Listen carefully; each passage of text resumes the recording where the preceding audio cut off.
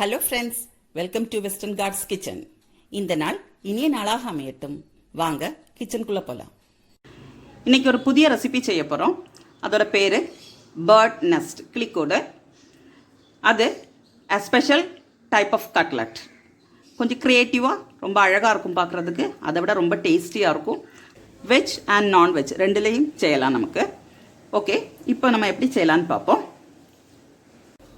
இப்போ நான் பேனில் 1 டேபிள் ஸ்பூன் எண்ணெய் ஊற்றிருக்கிறேன். வேணா ஒரு ஹாஃப் கூட ஊற்றிக்கலாம், நோ ப்ராப்ளம்.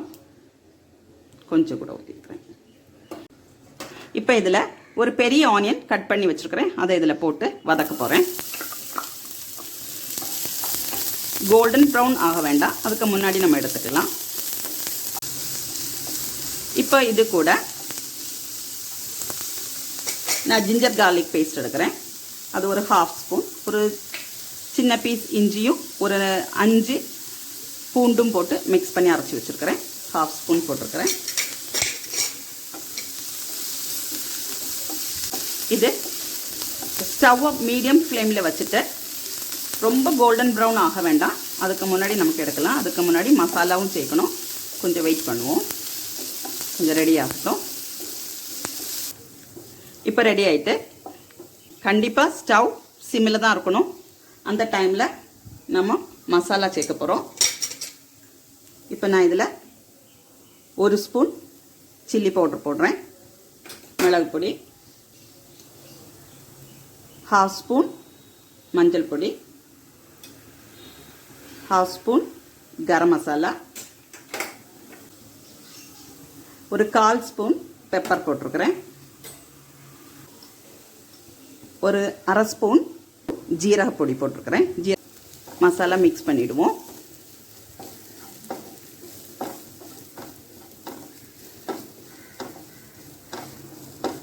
ஓகே, இப்போ நான் கொஞ்சம் உப்பு சேர்க்க போகிறேன். ஒரு 1/2 ஸ்பூன் உப்பு சேர்க்குறேன். வேணா அப்புறம் நமக்கு உப்பு போட்டுக்கலாம்.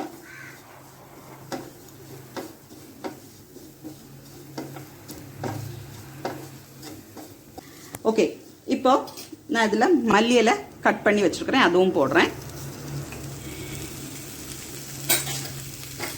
தென் கருவேப்பிலை கட் பண்ணி வச்சுருக்கிறேன், அதுவும் போட்டிருக்கிறேன்.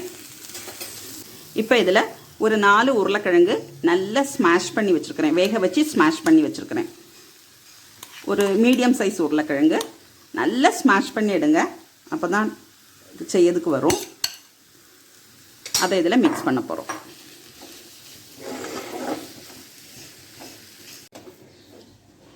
இப்போ இதே மாதிரி நல்லா மிக்ஸ் பண்ணி எடுத்துருங்க.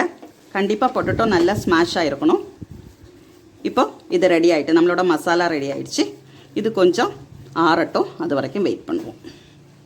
ஓகே, இப்போ நம்மளோட மசாலா ரெடி ஆகிடுச்சு, கூல் ஆகிட்டு. இப்போ நம்ம செய்ய போகிறோம். இப்போ நமக்கு தேவையானது 3 எக் கட் பண்ணி நீளமாக கட் பண்ணி வச்சுருக்கிறேன். கொஞ்சமாக சேமியா, அதுவும் நான் பொடி பண்ணி வச்சுருக்கிறேன்.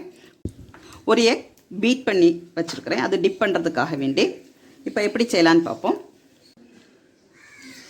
இப்போ நம்ம மசாலா எடுத்துக்கிறேன். ஒரு பெரிய பால் மாதிரி எடுத்துக்கோங்க. கையில் ஆல்ரெடி எண்ணெய் தடவி வச்சுருக்கிறேன். இதில் ரவுண்டாக ப்ரெஸ் பண்ணுறேன். ப்ரெஸ் பண்ணிவிட்டு நம்மளோட எக்கை இதில் ஸ்டஃப் பண்ண போகிறேன். ஸோ இந்த எக் எடுத்து இதில் ஸ்டஃப் பண்ண போகிறேன். இது ஃபுல்லாக எக் ஃபுல்லாக கவர் ஆகிடணும்.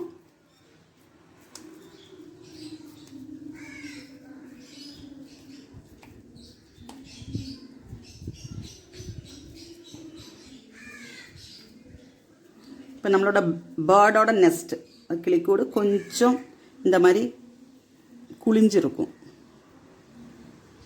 இந்த மாதிரி இருக்கும். அதே ஷேப்பில் எடுத்துக்கோங்க. உங்கள் கையில் காடை முட்டை இருந்தால் ரொம்ப ஸ்மாலாக வரும், இது கொஞ்சம் பிக்காக இருக்கும்.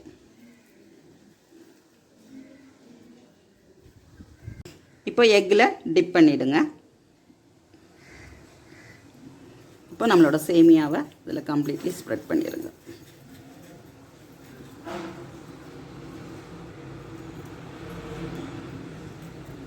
எக்ஸ்ட்ராவாக இருக்கிறதெல்லாம் விட்டுருங்க. இப்போ ரெடி ஆயிடுச்சு. இதே மாதிரி எல்லாம் செய்யுங்க. சப்போஸ் வெஜிடேரியன்னா இப்போ உங்களுக்கு இது வெஜ்ஜில் பண்ணணும் அப்படின்னா நீங்கள் எக்குக்கு பதில் மைதா மாவு கொஞ்சமாக மிக்ஸ் பண்ணி எடுத்துக்கலாம். அதுவும் இதே மாதிரி பால் மாதிரி எடுத்துகிட்டு ஜஸ்ட் தட்டிட்டு ப்ரெஸ் பண்ணி எடுத்துருங்க.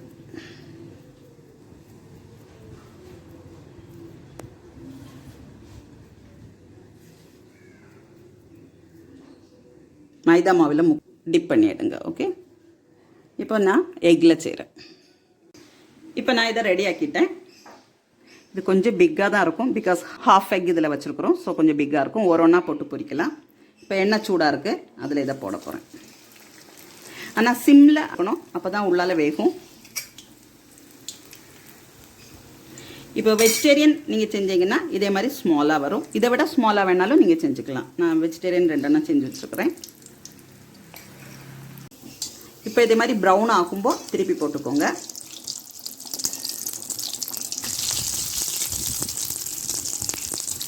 உங்களுக்கு மேலே இருக்கிற சேமியா ப்ரௌன் ஆகணும், அவ்வளவுதான். ஆல்ரெடி நம்ம எல்லாம் வேக வச்சு தான் வச்சுருக்குறோம். இப்போ நான் இதை எடுக்கிறேன். இந்த மாதிரி ப்ரௌனாக இருக்கணும். இப்போ நான் அடுத்ததை போடுறேன். ஓகே, இப்போ இதே மாதிரி எல்லாம் ஃப்ரை பண்ணி எடுக்க போகிறேன். இப்போ நம்மளோட பேர்ட் நெஸ்ட் ரெடி ஆகிட்டு. இது உங்களுக்கு பிக்காக தோணிச்சுதுன்னா நீங்கள் எக்கை 4 கட் பண்ணிவிட்டு நீங்கள் செஞ்சுக்கலாம். அப்போ கொஞ்சம் சின்னதாக வரும். ரொம்ப டேஸ்டியாக இருக்கும், பார்க்கறதுக்கும் ரொம்ப அழகாக இருக்கும், எல்லாருக்கும் ரொம்ப பிடிக்கும். ட்ரை பண்ணுங்கள். என்னோடய சேனலை இது வரைக்கும் சப்ஸ்கிரைப் பண்ணலைன்னா சப்ஸ்கிரைப் பண்ணுங்கள். லைக் ஷேரும் பண்ணுங்கள். கண்டிப்பாக உங்களோட கமெண்ட்ஸை போடுங்க. மீண்டும் புதிய ரெசிபியோடு உங்களை சந்திக்கிறேன். பாய்.